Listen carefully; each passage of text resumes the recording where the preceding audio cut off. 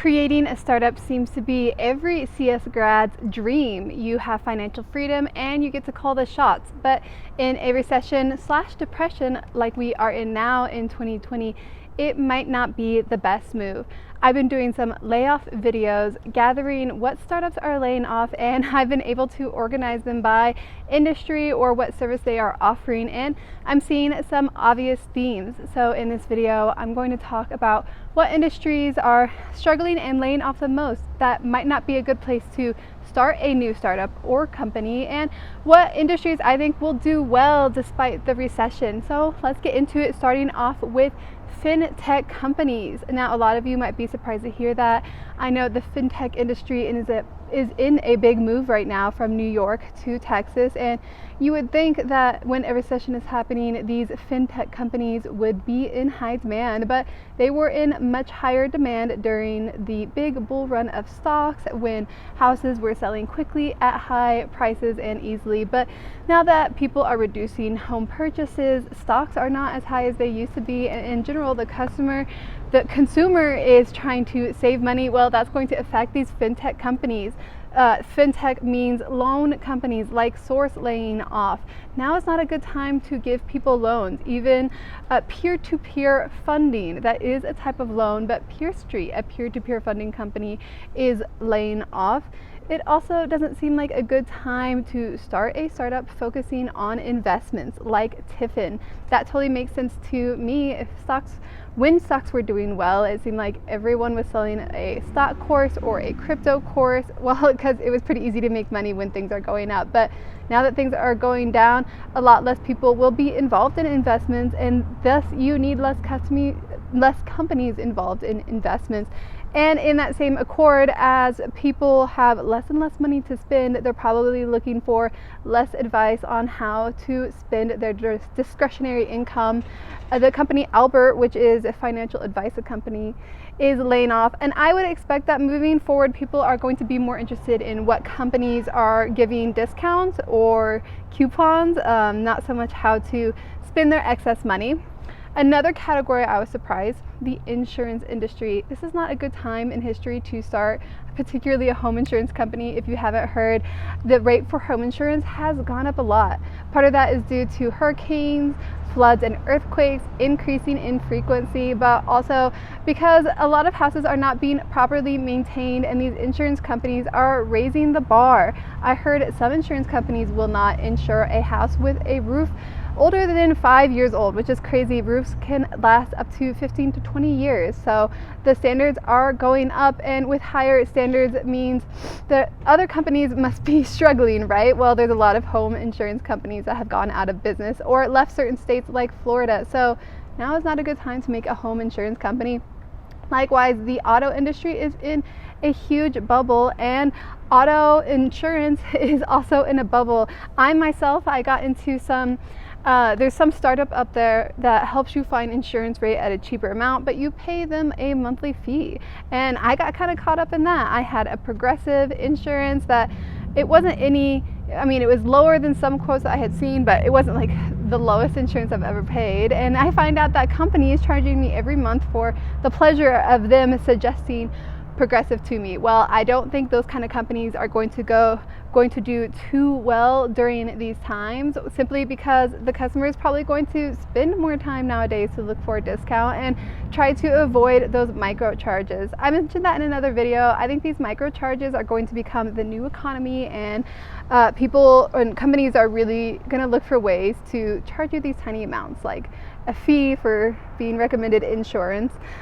Another aspect of insurance I think will struggle is insurance automation. Like that company I mentioned, they saw the problem of it's hard to pick out your auto insurance, so they automated the process. Well, as the general consumer wants to spend less money, they're gonna need less help. They're not gonna look for luxury services like automated features, and they will be more willing to do the hard work to find these things. So it just doesn't seem like a good time to go into the insurance industry.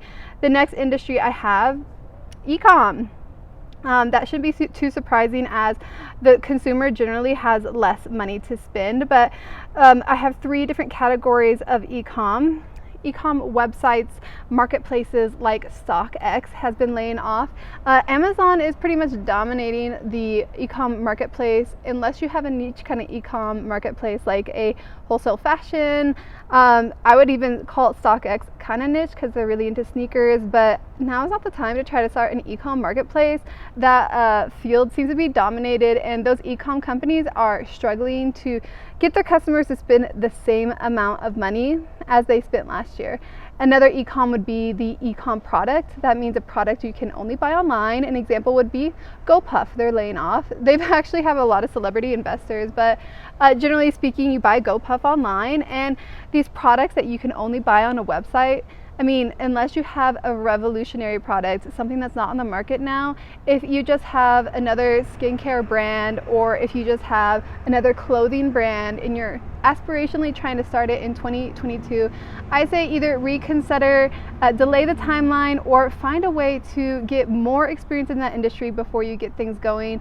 I would not suggest the hard road of trying to start anything like that nowadays. The third example of e-com is e-com services like Food 52. It's a website where you can, Food 52 is not the best example, but e-com services would be e-com automation on the back inside, e-com automation on the back inside any sort of marketing or advertising. Food 52 is a website marketplace thing where you can get supplies for your kitchen e-com store. I might be wrong, don't quote me, but the next category, I would say, don't start a company in, a startup in real estate. Now, this shouldn't be too surprising for too many of you. I'm sure my viewers know that there is a real estate bubble, and likewise, real estate and tech is not doing too well. 3 categories of real estate and tech are loans. The Great Loan Depot, a very large company, has been laying off, and it makes sense if people are applying for loans less and generally houses are selling less. Well, these loan companies are going to suffer, and now is not really a time to come up with a new loan company. That happened back in 2020. A ton of new loan companies or just realtors that had created their own lending companies popped up like crazy, and so I think we're going to go through a period of reducing those numbers. Another example of real estate I don't think is going to do too well is real estate automation. Zillow automates the buying process, and their stocks haven't been doing too well, so don't have too much to say on that. The third aspect of real estate renting. Sonder, Airbnb, and Side have all laid off. Side actually went out of business completely, and these are all short-term rental companies. Makes sense, people are going on vacations less. It seems like a lot of Airbnbers haven't figured out that their bookings are going down because of the recession, but if you are aspirationally trying to start your dream startup, let's just not do that short-term rental thing right now. It's not really a good idea. And the third last category, which may surprise you considering we just came out of a pandemic, is the healthcare industry. From my layoff videos, I've been seeing tons and tons of healthcare companies. So I have 3 major categories. First one being tech solution to healthcare problems, like Carbon Health, who laid off. That means, well, this is just something about the tech industry. It seems like tech thinks that they can come into any industry and fix all the problems with some code and automation. And a lot of those industries don't necessarily agree that that works. Sometimes it does create more problems. Tech automation will create the tech problems while not always like resolving all the other problems. So I would say right now is not the time to fix the healthcare industry with a tech solution. I'm pretty sure a lot of the healthcare industry, they're struggling with staffing. They're like overpaying crazy for nurses. So there's a lot of different people trying to get money from the healthcare industry. So now is not the time to try to automate everything for them. The second aspect would be healthcare testing, which is kind of surprising, but Summer Bio and Invitae are both laying off. Healthcare testing was obviously more used during COVID to test for COVID. So those companies, I know 2 of those companies have laid off this year, but it's more than just those companies. Invitae is a genetic testing company. They try to find patterns through access to several databases of genetic health.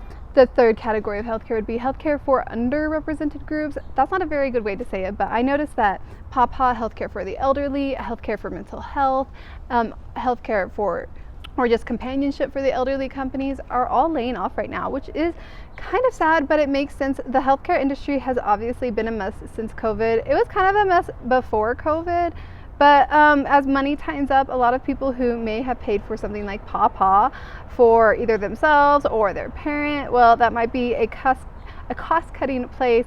But also, generally speaking, a lot of people who would be going into their elderly years have returned into the workforce due to the depression recession that we are in now. So maybe that's why these services are becoming less popular. The healthcare industry, they saw the boomers, they said, oh yeah, we're gonna need this Pawpaw, but once it comes time, the boomers said, we're at work still, so that's not working out. But let's talk more positive, right? My favorite subscriber says, Victor, the startup ideas I think are going to work out this year. Number one, don't start a startup this year. It's a recession. It doesn't make any sense unless you have like a groundbreaking idea, something that absolutely revolutionizes an industry or the world. Just don't do it right now. It's going to be hard to get funding now that interest rates are increased, and it's going to take up a lot of time and stress when we are already in a stressful culture and industry. But if you insist on starting a startup, I understand, both financial freedom and personal challenge.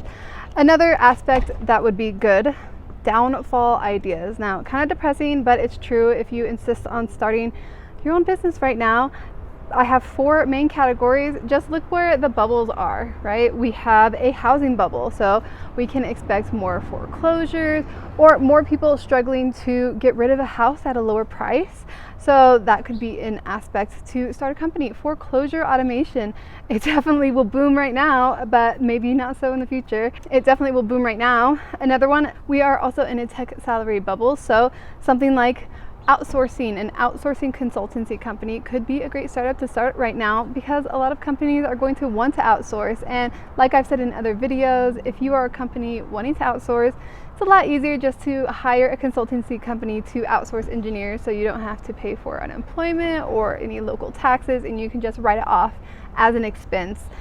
We are in an auto bubble, so an auto repo automation company could be something good to start. And we are in a grocery bubble. Now, that sounds kind of funny to say.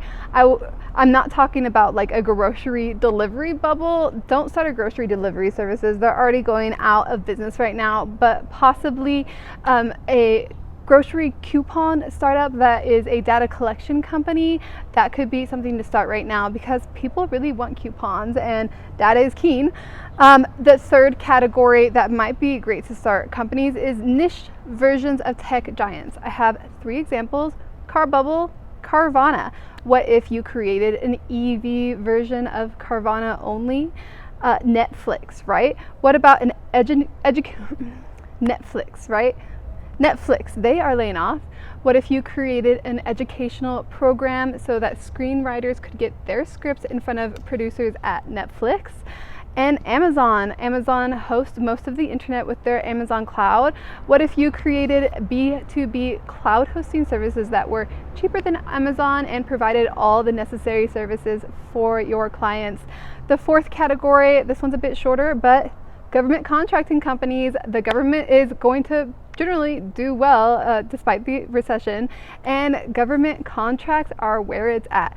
You basically get a monopoly. So if you have a government contract to supply pins to the government, well, the government buys your pins at an expensive price, and they only use your pins in the whole time. And they only use your pins in the whole entire government organization. I don't 100% know the details on government contracts, but I know that's where the money is at. And the fourth category that could be a good place to start a business is small business automation. Now, a lot of those mid-sized businesses between an Amazon and a one-person company have gone out of business because of COVID, but you still have a good amount of these small companies that are less than 10 people who still bring in a ton of money.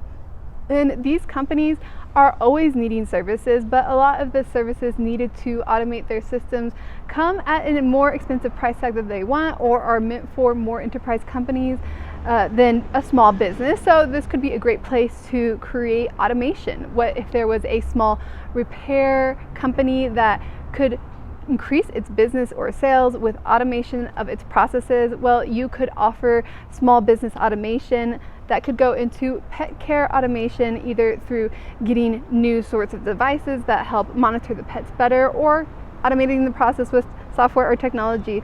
And small business sales automation.